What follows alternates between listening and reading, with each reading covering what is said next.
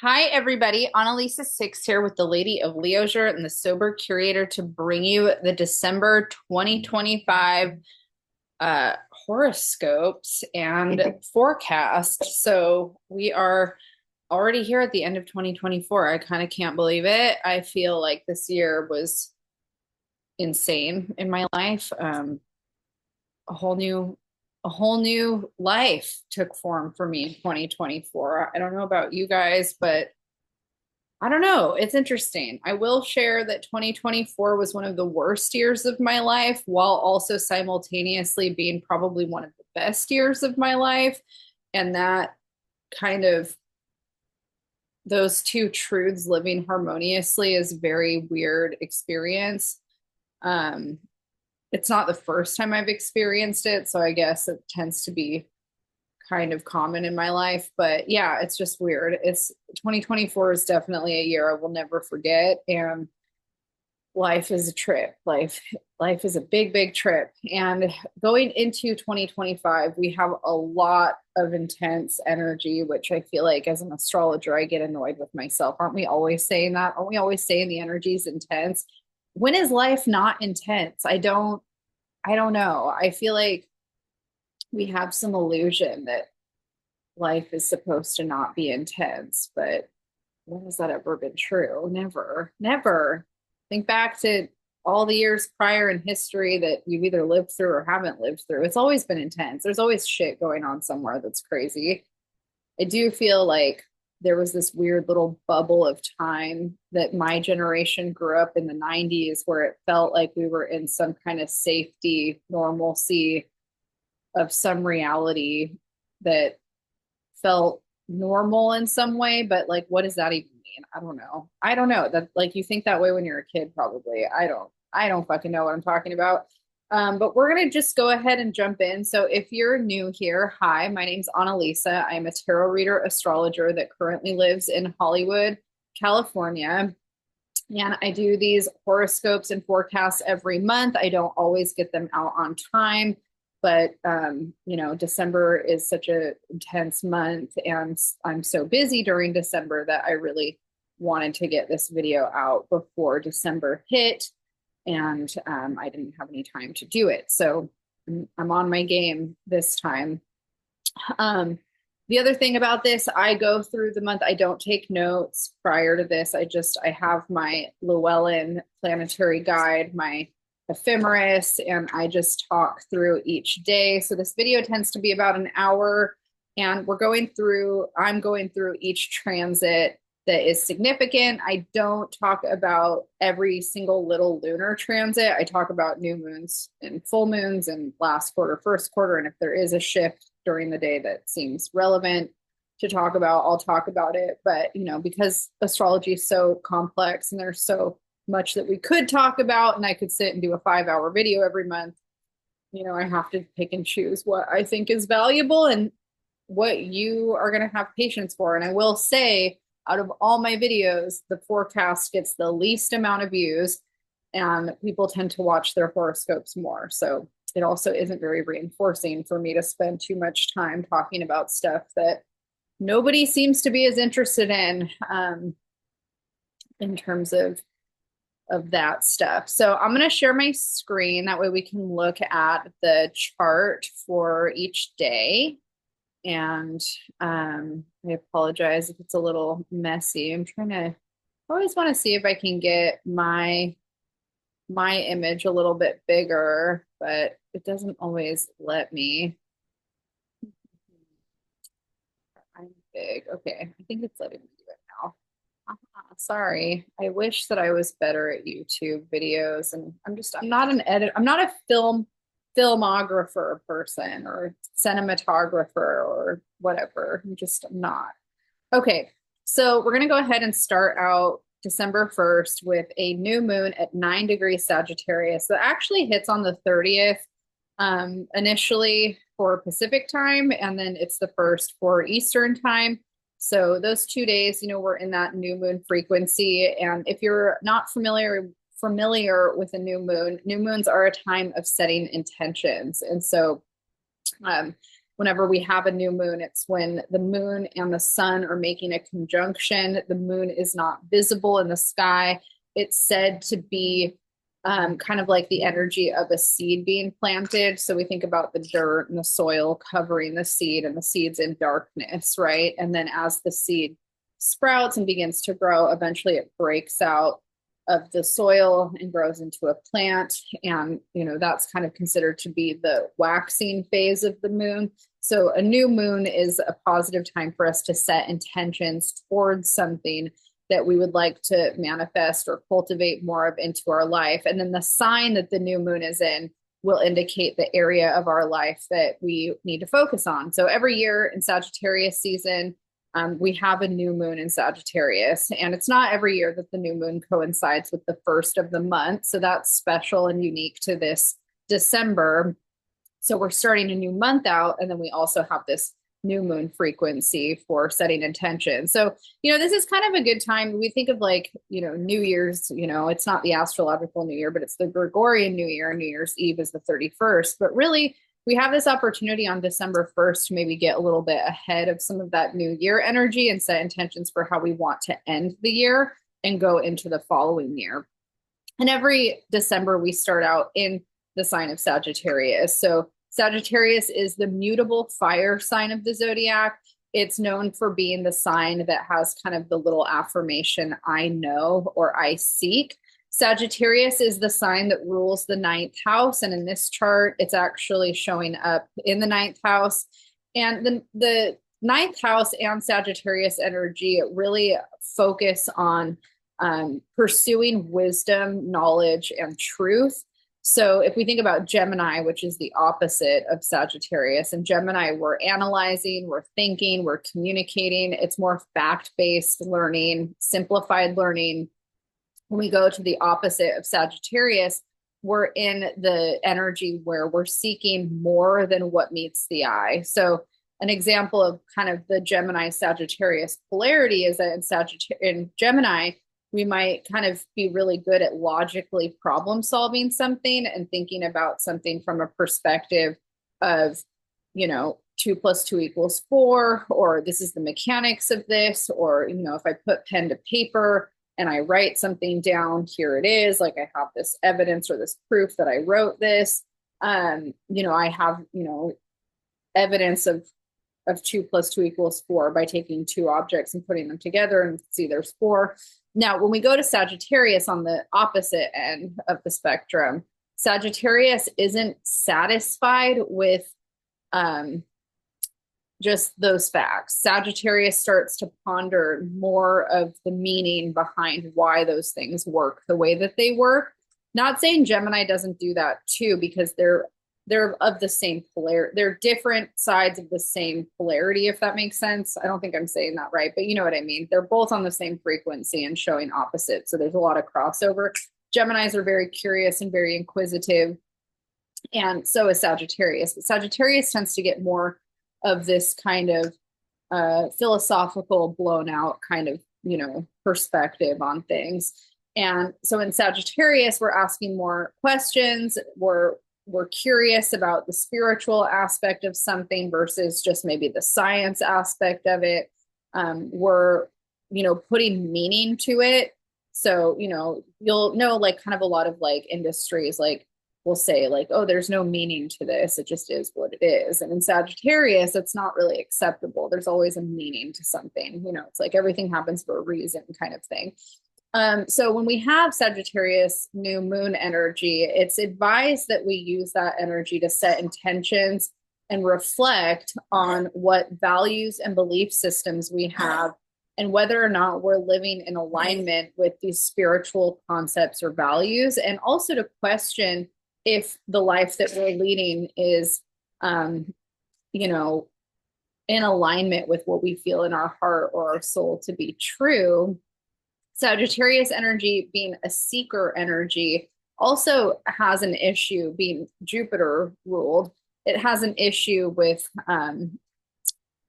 nothing ever quite being enough, right? So, the mutable signs tend to have a hard time slowing down. And, the fixed signs tend to be more grounded and more stable. The cardinal signs are also very active and initiatory and have a hard time slowing down, but they're more linear.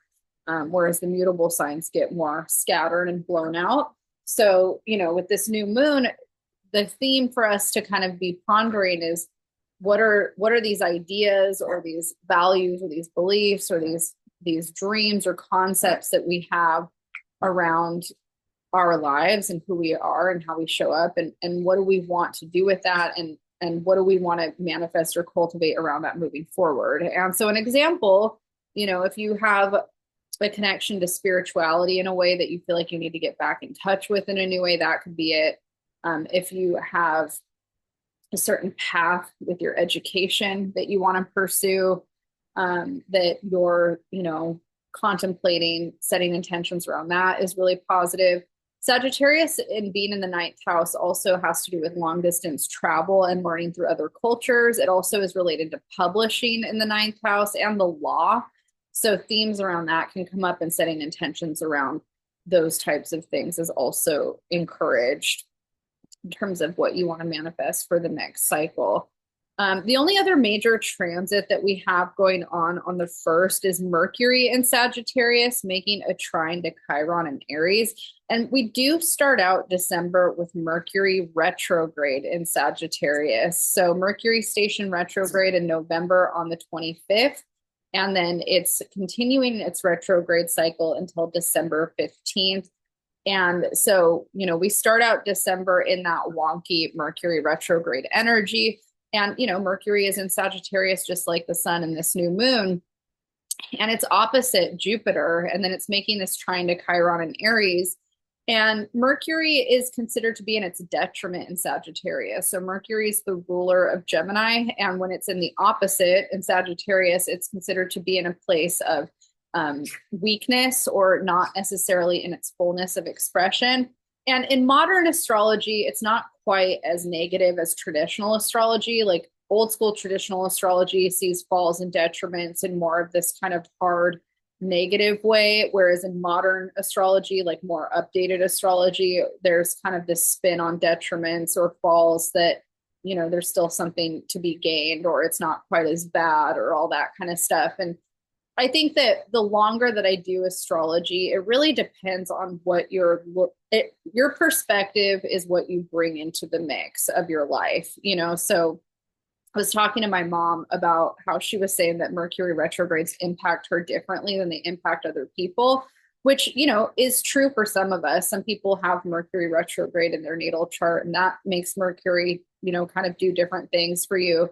But also, there's definitely like our free will and how we meet certain transits. So my mom is a Virgo with a Sagittarius moon, who's Pisces rising, and she's very problem solve oriented. She actually really enjoys problems and challenges because her brain likes having something to solve.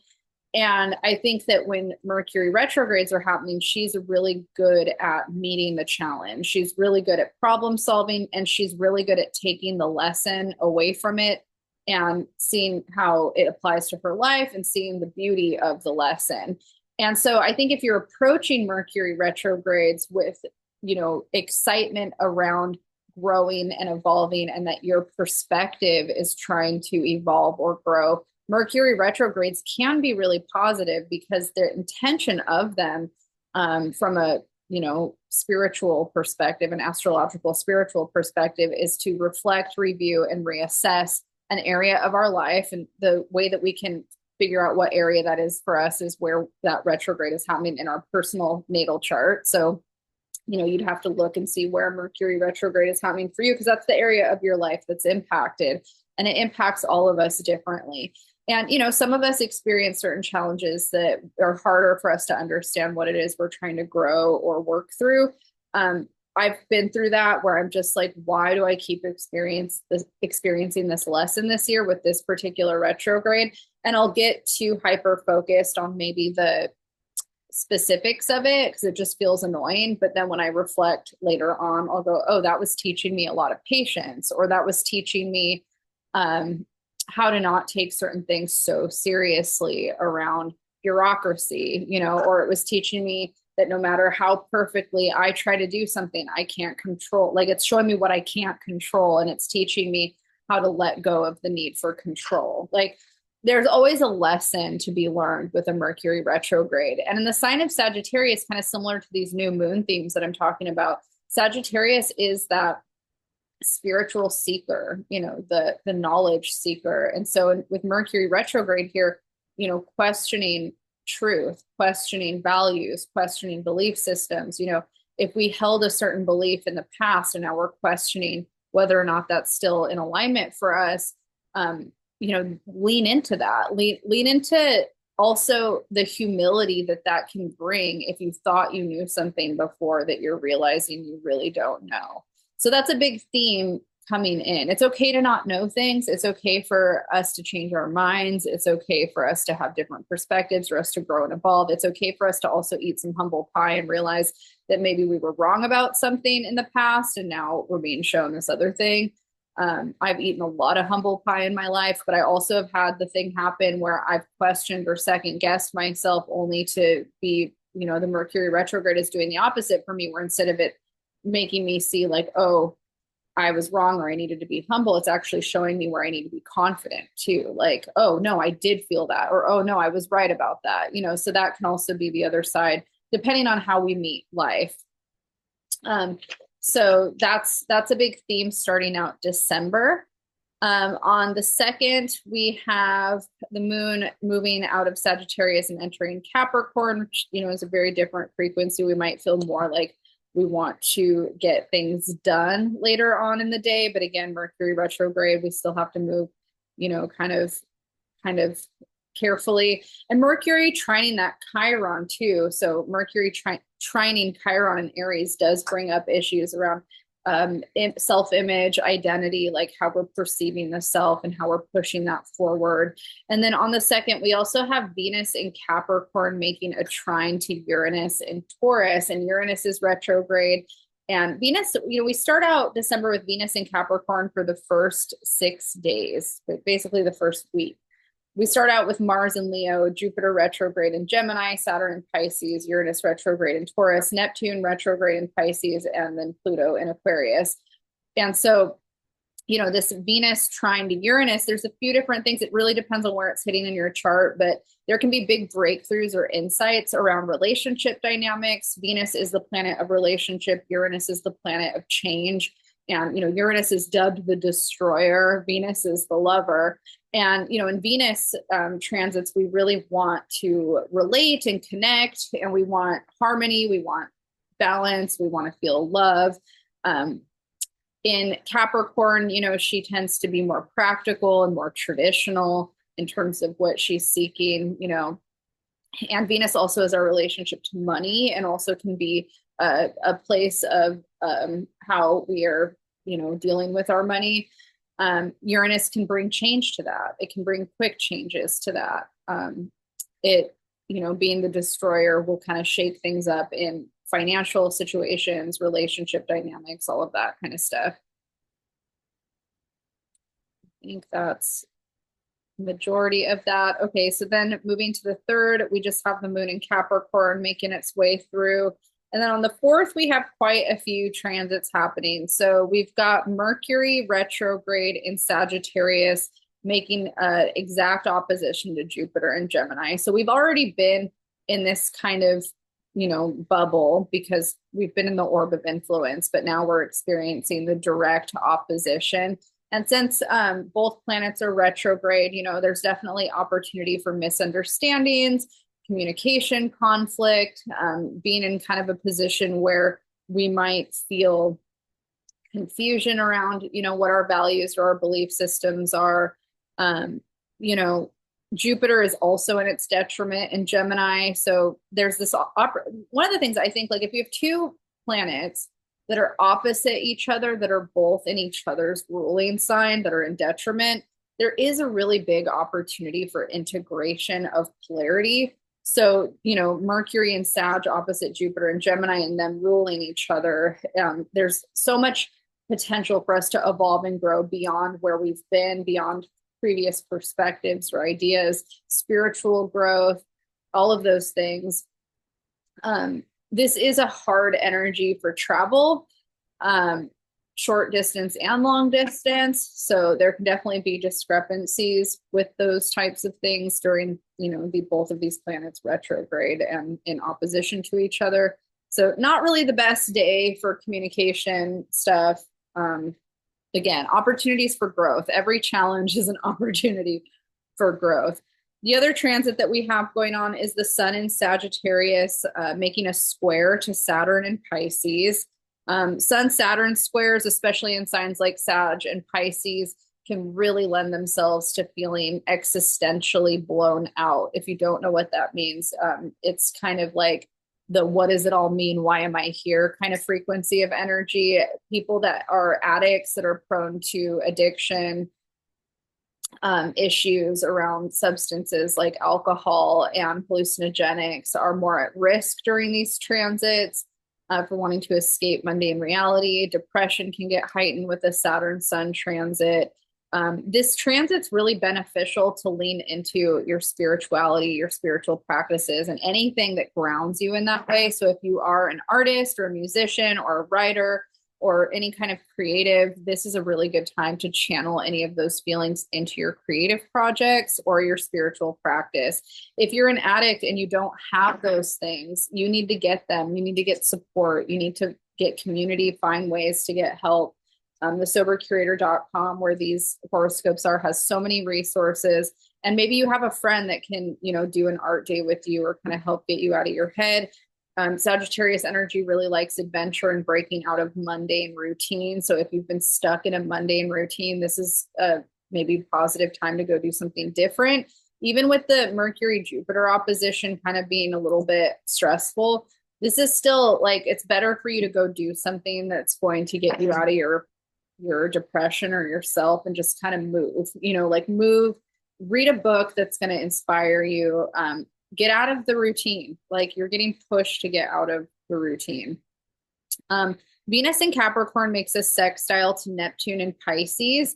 This is a really positive energy when it comes to art and getting productive around any kind of artistic or creative energy. Dreams are heightened during this time. And also there's a little bit of some fantasy around relationships that's happening. You might feel a little bit more romantic and more prone to falling into illusions around a relationship dynamic, but it can be really fun if you're, with the right person or in the right situation. You might feel kind of this need to be connecting in those lovey-dovey kind of ways. But you do want to be mindful to not get too swept away in a dynamic that maybe isn't good for you, because the energy around escapism in unhealthy ways is also heightened with those oppositions and squares happening. And then later in the day, the moon is going to enter Aquarius, and we'll have the moon in Aquarius over the next couple of days. On December 5th, we have the sun making a conjunction to Mercury. So this is called a cazimi. And when the sun and Mercury make a cazimi, obviously communication is heightened. And with Mercury retrograde, this can be intense. And so again, these few days, like, there's a lot of need for escapism from the mundane. We feel like we don't want to do practical things. Venus in Capricorn kind of helps anchor that. But then her aspect to Neptune, it's like, we just want to have a good time and unplug, and probably the monotony of mundane stuff during the holidays really starts to get to us during this time. And this cazimi with Mercury and Sagittarius, like, it to me just feels very wanderlust focused. Like, I just want to go on vacation. I just want to get out of the normal. I want to break beyond what I feel like I have to do from a practical standpoint. So there's a lot of opportunity for us to be irresponsible, I guess. But, if you're somebody that can be disciplined and still give into those things in a fun way, it can also be okay. But, Mercury and Sagittarius retrograde can bust the sun in that cazimi, can lend itself to some misunderstanding, some confusion too. Okay, on December 6th, we are going to have Mars stationing retrograde. And for Pacific time, this says it's at 3:33 p.m. So that angel number 333 is coming up. And this Mars retrograde starts at 6 degrees of Leo. So see if you have anything at 6 degrees in your natal chart that will be impacting. And we have Mars retrograde until February of 2025. So Mars is going to be retrograde in Leo for all of December, and it's not going to move back into Cancer until January. But I talked about this in the last video that Mars is going to be in Leo and Cancer for quite a while. We actually don't have Mars officially leave Leo until June of 2025. So wherever you have Mars in your personal birth chart and then also in your horoscopes, we're going to get into that. And I talked a bit about it in the November horoscopes. Is going to be a really challenged area for the first 6 months of the new year. So, if you look to see where you have Leo and Cancer in your chart, we've already had Mars in Cancer for quite a while, and then it moved into Leo in November. So Mars entered Cancer, let's see. Mars entered Cancer in September. So see wherever you have Cancer in your natal chart, Mars has been passing through that area. Then it moved into Leo in November. So see where you have Leo energy in your birth chart because Mars has been there. Now it's going to go back into Cancer in January. And so we're experiencing a retrograde between these two houses. And we're going to have this little teeter-totter happen for the first 6 months of 2025. And it's all started, it really started in September, but it's going to be, finishing up throughout the first 6 months of the year. Like this story from September to June of 2025 is kind of prevalent for all of us, wherever it's happening in our charts. So yeah, it's a big deal. It's a big transit, and Mars is considered to be the planet that represents war and conflict, action, drive, where we assert ourselves. In Leo, I think of the Five of Wands card in the tarot. We see all those men fighting with the wands, and it can represent sexual and creative competition. There can be kind of this rat race energy.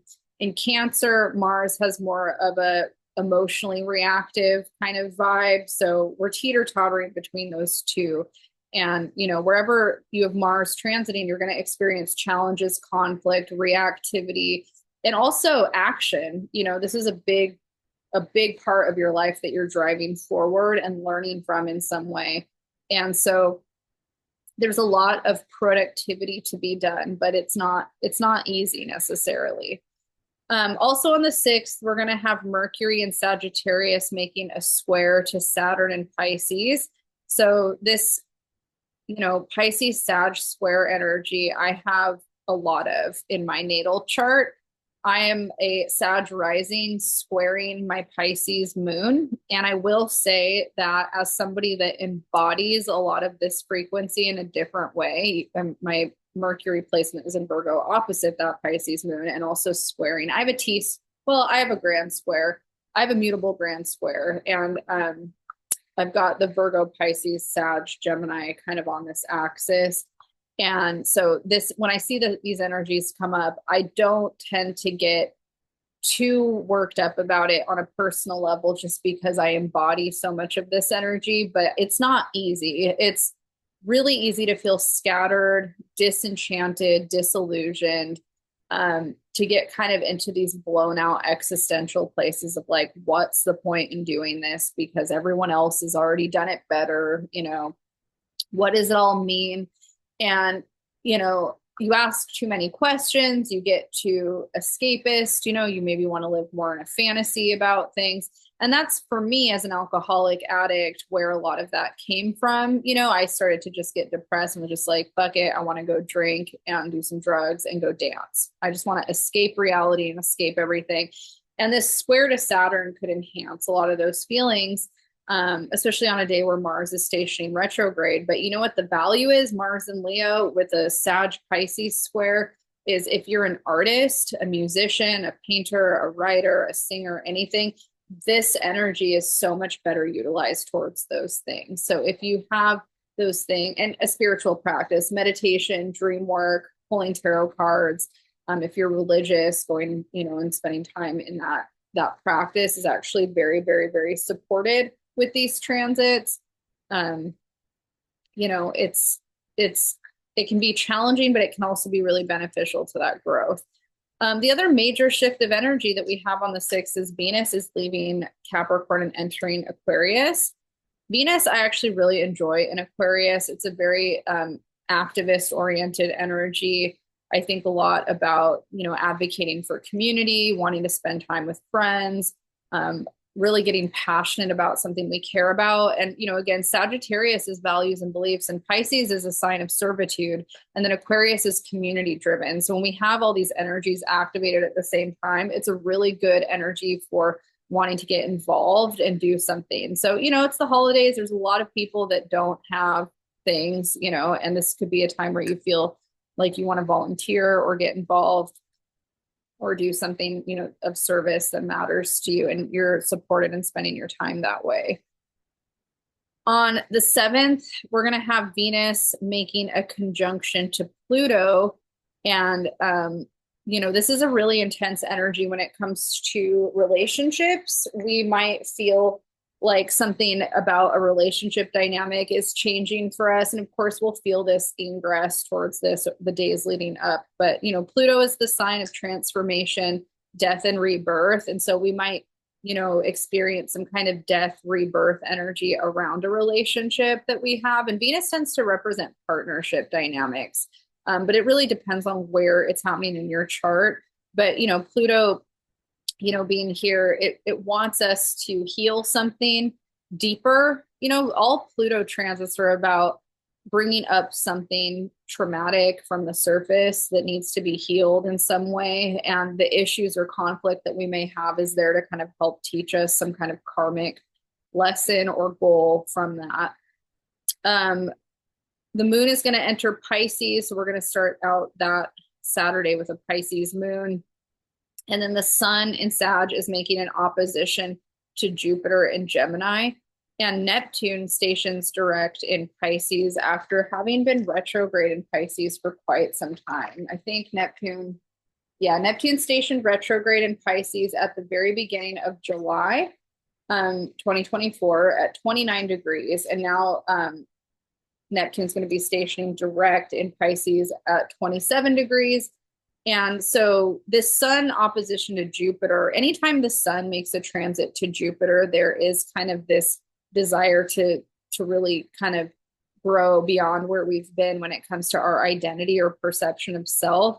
And we can get a little too big for our britches, or, a little too, we want more than maybe what is real, essentially, when it comes to who we are. Like, having that Sag Pisces energy and being a Leo, I'm very much that way. I fantasize really big about my life, and I get really discouraged when I don't feel like I'm meeting those goals.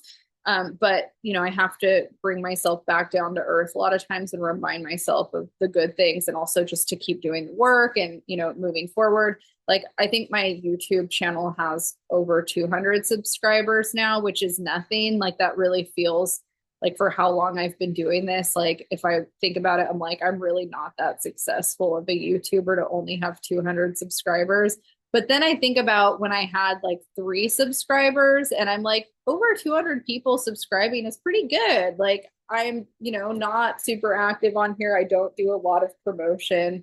I tend to get like 3 to 4 subscribers every month. So that's cool. Like, it's perspective, right? So I think that the sun opposition to Jupiter can do that, where we could really look at things from that place. I have so many people in my life that are so abundant, so successful, and so abundant, but because they haven't met a certain goal or a certain place in life yet, they'll see themselves as very not successful or not abundant. I'm one of those people. I do that often because those transits are very fantasy based. They're very arbitrary.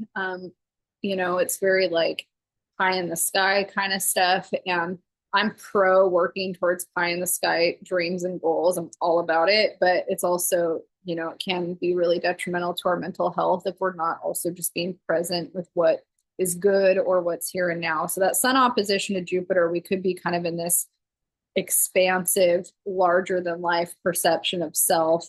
It's good, especially Neptune stationing direct, Venus conjunct Pluto. We need to bring it all back down to earth, and we don't have a lot of earth energy in the sky grounding us. So we got to be mindful with that. Yeah, it's a lot. We have a lot of mutable energy, and just kind of the fixed mutable kind of stuff is very dominant in the sky in a way that's not giving us much of an anchor.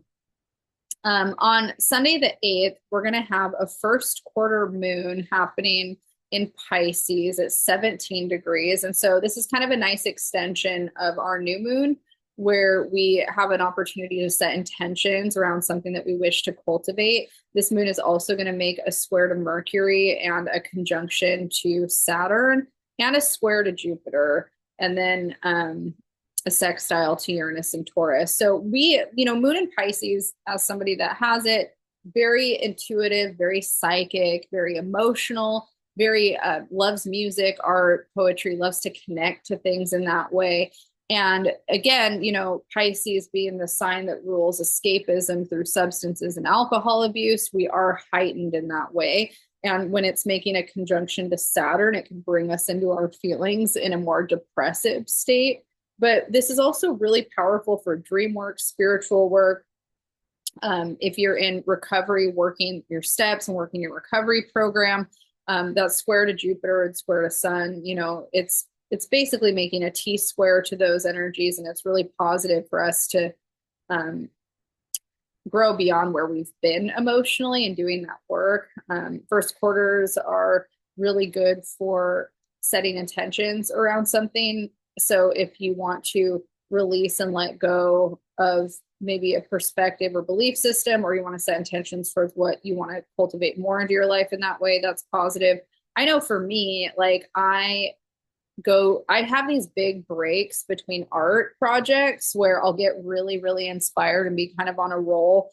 And then it's like I'm just dead for a while. And it's usually very emotion based. I feel like my creativity has a really hard time breaking through when I'm depressed. And it's like when I'm angry or excited, I have a better time being creative. And it's annoying to me when I feel like how much time I've wasted not being creative, because it's like I would be further along in my skill set, like how good I am at something if I didn't let my feelings get in the way so much. So I know for me, an intention that I would like to set as being a very emotional person is not being so driven by my feelings, learning how to detach more and be more Aquarian or more airy, in that way, and less watery. But these lunar transits can really put us in our feels and make that difficult.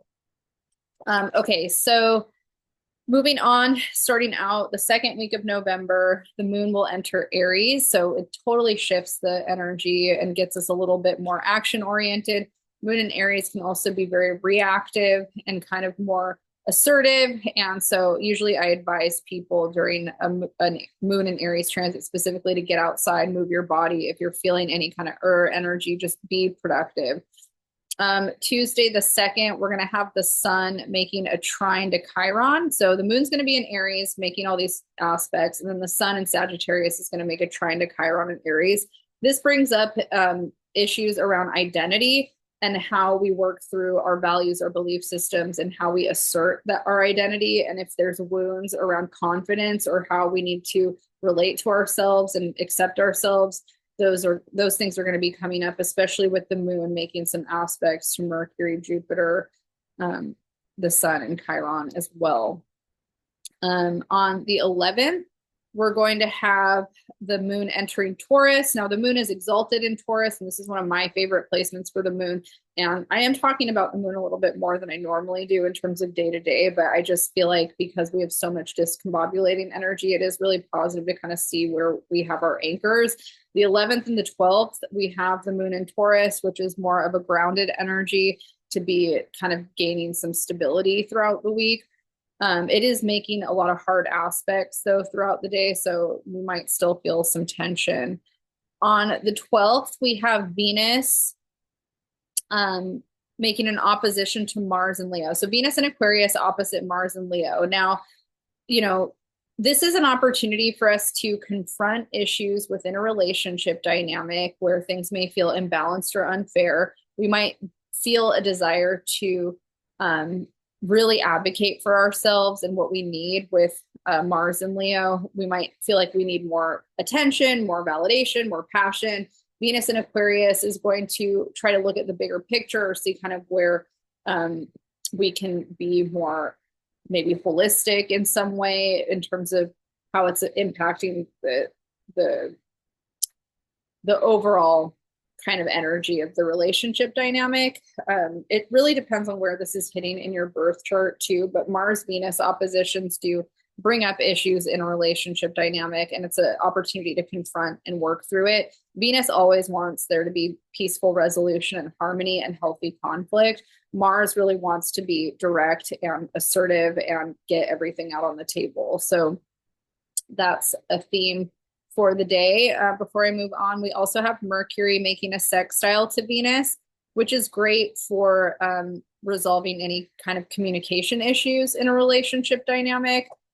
Especially if you are doing any kind of social work or advocacy or volunteer work. This is a really powerful activist kind of energy or advocacy work kind of energy. So that can be positive. It's also really great for education and creative pursuits as well. On December 13th, this is a Friday the 13th, which is fun. So we do a Friday the 13th in December. And it looks like the moon is in Taurus for the early AM hours, and then we're going to have it enter Gemini as the day progresses. So that's kind of the major transit, is the moon entering Gemini and us still being in that frequency of energy from the day before. Moon in Gemini can definitely make us feel more anxious and more kind of buzzy. So it's good to kind of stay active and busy and get things done. And, it's Friday. So I always think people tend to act really crazy on Fridays when we have, especially like a lot of lunar energy in a way that feels intense. And, Mercury is about to station direct too. So, we're kind of at the beginning of feeling that a little bit. On the 14th, we have the moon in Gemini. And then on the 15th, this is when the moon stations direct in Sagittarius. And it's going to station direct at 6 degrees of Sagittarius, which is interesting because this is the degree point that Mars stationed retrograde. So Mercury and Mars are actually making a trine on this day. It doesn't say that because it's not an exact trine. It's really interesting. It's within 1 degree, so it's happening, but it's not a perfect trine, but it's there. We're feeling it, and so Mercury trine Mars can bring some communication things up to the surface. I mean, in Sagittarius and Leo, really positive, creative energy, but it's not. With others, it can be kind of conflict oriented. Fire signs, we're fiery, we're reactive, we're spicy. I own the fact that I'm spicy. I'm Latina, I'm feminist, I'm rock and roll, I'm not trying to be meek or hide who I am or anything like that. And I'm double fire sign. So I feel very much like when I think about a lot of this fire energy, it's like those of us that naturally inhibit these qualities, we're like, yeah, we're out there, we're assertive, we're upfront, we're reactive, and people that maybe aren't like that as much will feel that energy in a really intense way. We also have the sun in Sagittarius making an inconjunct to Uranus and Taurus. So this can also bring us into territory where we're having breakthroughs and insights around something that, maybe we hadn't perceived before. And again, values and belief systems could be changing. And then the moon's also going to be entering Cancer on this day, which makes us more sensitive and more emotionally vulnerable to the energies around us. On the 16th, starting out the week, we have the moon in Cancer. So Monday, Cancer moon, that's positive. On Tuesday, the moon is going to enter the fixed sign of Leo. And, it's going to be hitting that Mars energy on the 18th. So The 18th is our next kind of major transit, which is the sun squaring Neptune. Illusions around identity and self, but also can be really positive for spiritual work, creativity, recovery work. Got to be careful if you're an addict or alcoholic to not go off the deep end. Moon and Leo, we might really want a lot of validation. We want to feel seen. We want to feel heard. Lean into your creativity and your spiritual practices. That's really positive for you this time. December 19th, the moon is going to enter Virgo later in the day. And then we also have Venus in Aquarius making a trine to Jupiter in Gemini. Expansion and growth in relationship dynamics, especially around communication. And again, if you are doing any volunteer work or anything of service, this is really positive for pushing that stuff forward. We could kind of lose ourselves more in relationship dynamics. We want to connect. We want to connect through communication and ideas. And it's a very social energy. Let's see. On the 20th, we are going to have the moon entering Virgo. And then on the 21st, we have the winter solstice. So here the sun is going to enter Capricorn. This is where we celebrate Yule. And, if this is a really, powerful day in terms of energy, the winter solstice is kind of like another Halloween. That's not something that gets talked about as frequently in popular culture, but in terms of those of us that are spirituality focused and, into pagan holidays and witchcraft and all of that stuff, the winter solstice is another time that's considered to be very prominent for connecting with ancestors or spiritual energy that has crossed over. So, winter is a time of going within, retreating, everything is dying, that death and rebirth energy. We're mostly feeling the death. We're not feeling the rebirth. We're feeling that kind of pull inward.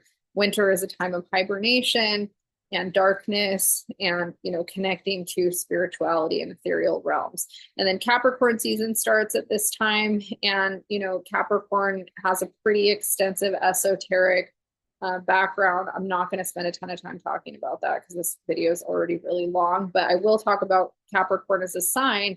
So Capricorn, happy birthday. We love you. I love you. Capricorn, it's interesting. Since I've become an astrologer and I, talk to a lot of different signs, and do a lot of readings for people and everything. I've learned a lot about what signs get, kind of the worst rap and all the reasons why. And Capricorn is, one of those energies that is kind of like Gemini, and they're totally different. They're not like each other at all, but in terms of the way people talk about them. So like a lot of times people are afraid of Geminis or Scorpios or Capricorns. And, I understand why, because as an astrologer, I feel like it's my job to understand the hard parts of signs. But I actually love Capricorn energy. I tend to get along with Capricorn dominant people really well. I wish I had more Capricorn energy than I do. Capricorn is the cardinal earth sign of the zodiac. Cardinal signs are all about initiating and driving things forward. And the earth energy is our material world, right? So, the material world is considered to be anything that we're doing physically. And Capricorn rules the 10th house in the chart, which is the house that rules our career and our public life and how we're operating within our career and our public life. And for that reason, Capricorn, being initiatory in the material, tends to be a sign that is very success oriented and very practical and very here's how to get this done. And I'm going to push forward and make it happen. And it's intense. We think about the sea goat, like the horns, like it's pushing things forward, and Aries pushes things forward too, but it's a different type of energy. It's fiery, passionate, idea focused in a way that is self-oriented. And Capricorn shares a lot of those qualities, but it's more focused on the physical success rather than just the personal success. A lot of very successful people are Capricorn dominant. That's why I wish I had more of it. So I'm like, all the Capricorns tend to get further ahead in ways that I'm very wishing I had that discipline. I have some, but not to that extent. So When we enter Capricorn season, even though it's this introverted winter time of year, we also have this opportunity to push things forward in the material. And, that can be a really intense energy for people that don't embody a lot of that. And I think that's why Capricorn people can come off kind of intense. And cardinal signs are very self-focused. They're very much like, this is how I want to do it. It's my way or the highway. And it's like leadership driven. And so a lot of times, like the cardinal signs have to learn more about how to operate within a group dynamic or how to be more of a team player in all ways. And that can be hard for them, which I think is why they get kind of a negative rap around being that hard energy, because they're there to push it forward. They're not there to be mutable like the mutable signs. They're there to kind of take the reins and push it forward. The rest of the day, we're going to have the moon in Virgo. So we're starting to get into more earth energy here on the 21st. And then the next day on the 22nd, the moon is going to enter Libra. And we also have our last quarter moon.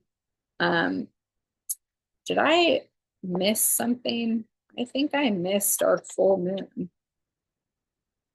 I did. Wow. How did that happen? How did I miss a full moon? Oh, because I was talking about Mercury direct. I apologize. We got to go all the way back. I rarely make this mistake. We have a full moon on December 15th at 23 degrees Gemini, that same day that Mercury stations direct. And I think I got so caught up in the Mercury direct energy that I didn't even notice that we also have our full moon in Gemini that day. And I love the Mercury direct on the same day as the full moon in Gemini, because Mercury is the ruler of Gemini, even though Mercury is hermaphroditic. Mercury is in that detriment. So full moons, a time of manifestation, but also a time of releasing and letting go. In Gemini, we have the opportunity to reflect on our ideas and our communication. And so this is a powerful time to set intentions around ideas, communication, and kind of the way that we analyze situations and problem solve situations. I'm going to just keep moving forward now. I think we were at the 21st. All right. Sorry about that, you guys. Because now on the 22nd, we have our last quarter moon. That's where I was like, wait, how did we get to last quarter moon? I'm still waiting for the full moon. The last quarter moon comes after the full moon, and it's on the 22nd, happening at 1 degree Libra. Last quarter moons are a great time for releasing and letting go of something. Libra energy rules the 7th house, which is the house that rules relationship and partnership. But Libra as a sign also rules equality, justice, karmic balance, natural order, natural law. So this is a powerful time for us to release or let go of things that are along those lines. That's the major transit for us that day. And then December 23rd, we start out the week with the moon in Libra and Venus in Aquarius making a sextile to Chiron and Aries. So this is kind of a cool way to start the week out, because the moon in Libra, to me, like when I used to write a lot of lunar focused blogs, I really found that the way that the moon in Libra manifested was wanting to be more intellectually focused, which Libra is a very intellectual sign. I really enjoyed reading, writing, communicating, and connecting, and, just kind of having my brain stimulated. And Venus in Aquarius that Libra energy is relationship oriented, ruling the 7th house. And Venus is the ruler of Libra it's currently in Aquarius, making the sextile to Aries. So we have this opportunity on Monday to really reflect on relationships and how we feel in them, and then heal any identity stuff with Chiron and Aries around the Venus and Aquarius energy, if that makes sense. Basically, this is a really good energy for healing relationship wounds and identity wounds around relationships. And if you're like me, I have Venus in Libra. And so one of my love languages is things need to feel fair. And I get really caught up on whether or not things feel fair. And I know for me, I have to do a lot of healing around that. So I can tell like this is a powerful day. This is a powerful couple days for me to work on that. And for you, it might be different, but that's kind of an example of how that energy wants us to show up. On the 24th, Christmas Eve, we have the moon in Libra and then Jupiter in Gemini squaring Saturn in Pisces and the sun in Capricorn making an inconjunct, or what's also known as a quincunx, to Mars in Leo. So these are some hard aspects. I think that Jupiter square Saturn could be very destabilizing in Gemini and Pisces. We could have more anxiety on this day. We could feel a little bit more discombobulated. I'm not a fan of the Mars in conjunct to, I hope that didn't show up. Okay, I'm sorry. I'm having some tech issues, which is bound to happen with Mercury retrograde, recording this during that. So yeah, I'm not a huge fan of the transits for Christmas Eve. I think that they lend themselves to overindulgence. If, we're having any kind of seasonal depression or kind of holiday blues, like this is kind of more emphasized. The sun in conjunct to Mars could make us more reactive, especially with Mars retrograde in Leo. It's going to be really hard for us to not assert what we think needs to happen. It's not my favorite energy. I think the moon being in Libra is nice because it's like we want there to be fairness and balance, but we do have a lot of energy that's kind of blowing everything out. On Christmas itself, we're still under that influence of energy, and then the moon enters Scorpio, which the moon is considered to be in its fall in Scorpio, and it's going to square Pluto, square Mars, and then sextile the sun. And yeah, it's I would say a harder energy. We could be more moody, we could be more introverted, we could be more emotionally reactive. This also is the day that Hanukkah begins. So we have Christmas and the beginning of Hanukkah. December 26th, it says Kwanzaa begins, and then Boxing Day is in Canada and the UK. And then we have Moon in Scorpio, Mercury making an opposition to Jupiter again because of those retrogrades. And then we have Mercury also squaring Saturn. Yeah, I think that this holiday week is pretty challenged astrologically. There's a lot of opportunity for hard conversations, reactivity, growth around belief systems. It's not a strong energy for people with substance abuse issues in terms of there being issues that come up. So if you are in a recovery program, lean into it, lean into your spiritual practices and just try not to come in too hot. Mercury and Mars, where they're at, we're very much in a process where we could still come in too hot. Mercury's direct, but we're still kind of working through some stuff here. So it's a point of growth for us, but it's not easy. We're going to feel like Mercury's retrograde for the whole month of December, I think, just with a lot of these transits. On the 27th, we have, let's see, Mercury entering Sagittarius in the morning. So this definitely makes us feel like we're ready to move on with our lives after the holidays. And then Venus squaring Uranus in Taurus again. So we do have kind of this, breakthrough energy around relationship dynamics. Now, the whole beginning of the week, there's so much challenged energy around communication that it doesn't surprise me that by the end of the week, we're ready for change or something different. And so, we might have some insights like, here's where I need to set boundaries. Here's where I need to change things next year in terms of how I relate to my relationships, and just all of that stuff comes up in a really prominent way. The 28th, we're still under the influence of that Venus square to Uranus, and then the moon in Sagittarius. We're going to feel very go, go, go, get out kind of energy.